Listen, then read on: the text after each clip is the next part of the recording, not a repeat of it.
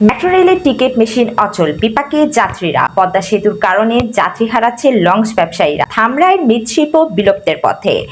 কলমা সড়কের বেহাল দশা, চরম ভোগান্তিতে সাধারণ জনগণ। আসসালামু আলাইকুম সকলকে, সাথে আছে আমি মুনতাহা মোস্তফা। আপনারা দেখছেন নিউজ ফ্ল্যাশ। রাজধানী মেট্রো রেল টিকিট নষ্ট হয়ে যাওয়ায় যাত্রীদের ভোগান্তি বাড়ছে।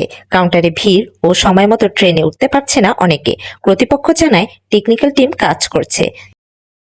পদ্মা সেতু চালুর পর থেকে ঢাকা ও বরিশাল নৌপথে যাত্রী কমে বিপাকে পড়ছেন লঞ্চ মালিকেরা। বাসের যাত্রা দ্রুত হওয়ায় যাত্রীরা সড়কে ঝুঁকছেন। এতে লোকসান সামলাতে হিমশিম খাচ্ছেন ব্যবসায়ীরা।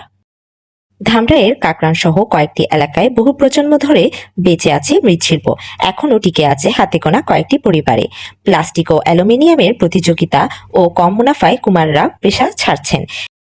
সাভারে কালমা সড়ক ভাঙ্গাচোরা, এতে যাত্রী ও পথচারীরা দুর্ভোগে পড়েছেন। গর্তের উপর যান চলাচলও কঠিন হয়ে পড়েছে। স্থানীয়দের অভিযোগ, দাবি জানালেও কর্তৃপক্ষ কোনো উদ্যোগ নেয়নি। আজকের সংবাদ এ পর্যন্তই। সকলকে সাথে থাকার জন্য ধন্যবাদ।